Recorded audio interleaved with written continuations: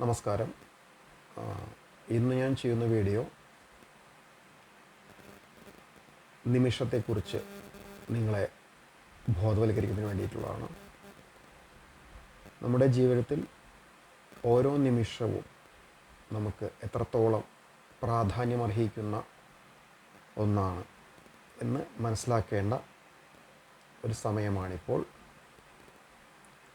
കാരണം ഓരോ നിമിഷങ്ങൾ ചേർന്നിട്ടാണ് മിനിറ്റുകൾ ഉണ്ടാവുന്നതും മിനിറ്റുകൾ ചേർന്നിട്ടാണ് ഒരു മണിക്കൂർ ഉണ്ടാവുന്നതും. അങ്ങനെ ഒരു ദിവസത്തിൽ നമുക്ക് ദൈവം അനുവദിച്ചിരിക്കുന്നത് 24 മണിക്കൂറാണ്. ആ 24 മണിക്കൂർ കഴിഞ്ഞാൽ ഒരു ദിവസം പൂർണ്ണമാവുകയാണ്. വീണ്ടും അടുത്ത ദിവസത്തിലേക്ക് നമ്മൾ കടക്കുകയാണ്. ഇവിടെ നമ്മൾ അറിഞ്ഞോ അറിയാതെയോ നമ്മളുടെ ജീവിതത്തിലെ ഒരു ദിവസത്തെ പൂർണ്ണമായും കടന്നു കഴിഞ്ഞിരിക്കുകയാണ്. അതായത് നമുക്ക് ഈ ഭൂമിയിൽ ജീവിക്കാനായി ജഗദീശ്വരൻ അനുവദിച്ചിരിക്കുന്ന നിമിഷങ്ങളുണ്ട്. ഓരോ നിമിഷങ്ങളാണ് ഇതിൻ്റെ ബേസ്. അപ്പോൾ ഈ നിമിഷങ്ങൾ കുറേ നിമിഷങ്ങൾ കൂടിയാണ് ഒരു ജീവിതത്തിൽ എത്രയോ കോടിക്കണക്കിന് നിമിഷങ്ങൾ ചേർന്നിട്ടാണ് നമ്മൾ ഉദ്ദേശിക്കുന്ന ഒരു തരത്തിലുള്ളൊരു ജീവിതം മുന്നോട്ട് പോയിക്കൊണ്ടിരിക്കുന്നത്. ഇതിനൊരു അവസാനവുമുണ്ട് എന്ന് നമുക്ക് എല്ലാവർക്കും ബോധ്യമുണ്ട്. പക്ഷെ മനഃപൂർവ്വം നമ്മളതിനെയൊക്കെ മറന്ന് ജീവിക്കുകയാണ്. നമ്മളുടെ ചിന്തകൾ എങ്ങനെയാണിപ്പോൾ? നമ്മൾക്ക് ഇനിയും നിമിഷങ്ങൾ ധാരാളം ഈ ലോകത്തുണ്ട്.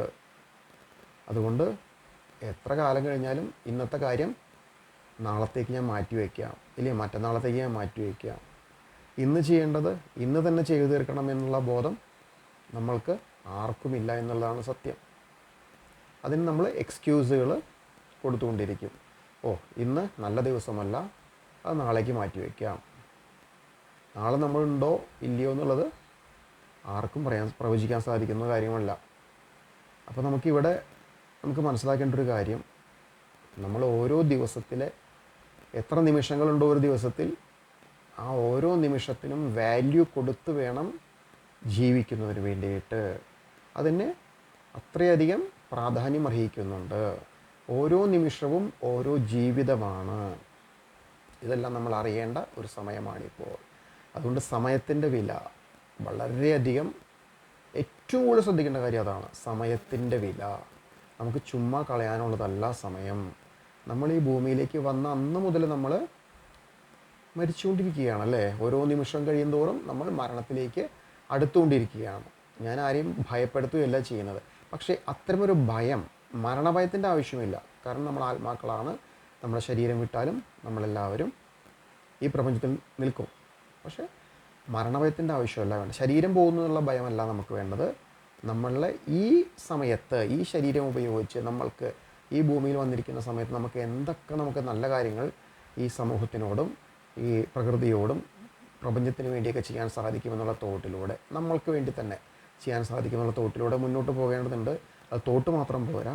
അതൊക്കെ ആ തോട്ടിന് നമുക്ക് അതിനൊരു റിയലൈസേഷൻ വന്നു കഴിഞ്ഞാൽ നമ്മൾ പിന്നെ, ഞാൻ എൻലൈറ്റൻഡ് ആയ വ്യക്തികൾക്ക് വേണ്ടിയിട്ടാണ് കൂടുതൽ പറഞ്ഞു തരുന്നത്, പിന്നെ നമ്മളുടെ ഓരോ നിമിഷവും എത്രത്തോളം വാല്യുബിളാണ്, അത് നമുക്ക് എത്രത്തോളം യൂസ്ഫുള്ളാക്കി മാറ്റി തീർക്കാം എന്നുള്ളതിനെക്കുറിച്ച് ചിന്തിക്കേണ്ടിയിരിക്കുന്നു.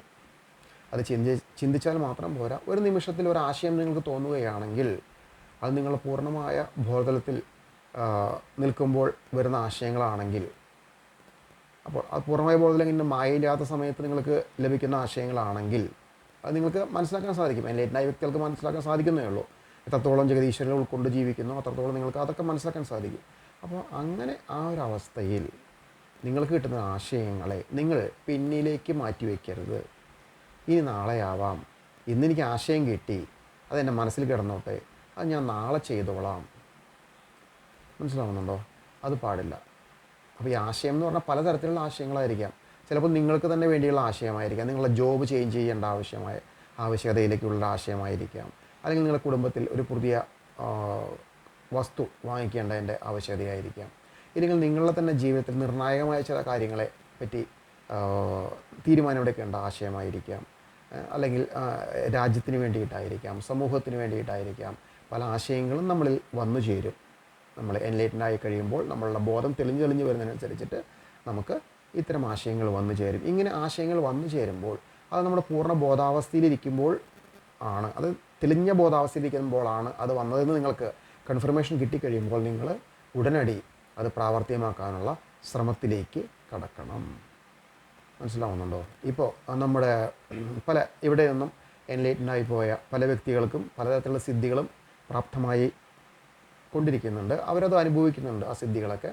അതിൽ ചിലർക്കുള്ള സിദ്ധിയാണ് ഒരു കാര്യം ഒരു 2-3 ദിവസം കഴിഞ്ഞ് നടക്കേണ്ട ഒരു കാര്യം അവർ മുൻകൂട്ടി കാണുന്നു, അത് വിഷ്വലായിട്ട് കാണുന്നു, ഇല്ലെങ്കിൽ അവർക്കത് ഫീൽ ചെയ്യുന്നു, അത് ഇന്ന് സംഭവിക്കും എന്നുള്ള കാര്യം. അപ്പോൾ നമ്മളിവിടുന്ന് പറഞ്ഞു കൊടുക്കുന്നൊരു കാര്യം എന്നാൽ അങ്ങനെ നിങ്ങൾക്കൊരു തോന്നൽ വന്നു കഴിഞ്ഞാൽ അത് നിങ്ങളുടെ പൂർവ്വബോധത്തിനും വരുന്ന ഒരു തോന്നലാണ്. ഇപ്പോൾ ലെറ്റ്സ് ഒരു എക്സാമ്പിൾ പറയുകയാണെങ്കിൽ, നമ്മളുടെ ചുറ്റുപാടുമുള്ള ഏതെങ്കിലും ഒരു വ്യക്തി ഒരു അപകടത്തിൽപ്പെടുന്നതായിട്ട് നമുക്ക് 2-3 ദിവസം മുൻപ് നമുക്ക് ഒരു തോട്ട് വരികയാണ്, അല്ലെങ്കിൽ ഒരു വിഷ്വൽ നമ്മൾ കാണുകയാണ്. ഉടനടി തന്നെ അദ്ദേഹത്തെ വിളിച്ച് പറയുക, നിങ്ങൾ ശ്രദ്ധിക്കണം, നിങ്ങൾക്ക് ഒരു അപകട സൂചന വരുന്നുണ്ട്. ഇത് പറയാനുള്ളൊരു ധൈര്യം നമ്മൾ കാണിക്കണം. അത് നാളത്തേക്കാവാം, മറ്റന്നാളത്തേക്കാവാം, ഇല്ലെങ്കിൽ അദ്ദേഹത്തെ കാണുന്ന സമയത്ത് പറയാമെന്ന് വെച്ചാൽ ആ സമയത്തേക്ക് ചിലപ്പോൾ അദ്ദേഹം അവിടെ ഉണ്ടായെന്ന് വരികയില്ല. മനസ്സിലാവുന്നുണ്ടോ? അപ്പോൾ നമുക്ക് ജഗദീശ്വരൻ തന്നിരിക്കുന്ന കഴിവുകളാണിത്, സിദ്ധികൾ. അപ്പോൾ ഈ സിദ്ധികൾ നമ്മൾക്ക് ഉപയോഗിച്ച് മറ്റുള്ളവരെ സഹായിക്കാൻ വേണ്ടിയിട്ടുള്ളതാണ്. നമ്മൾക്ക് എടുത്ത് സൂക്ഷിച്ചു വെക്കാനുള്ളതല്ല. നമുക്ക് എന്ത് അറിവ് കിട്ടുന്നോ അത് മറ്റുള്ളവർക്ക് പകർന്നു കൊടുക്കാനുള്ളതാണ് എന്ന് ആദ്യം മനസ്സിലാക്കുക.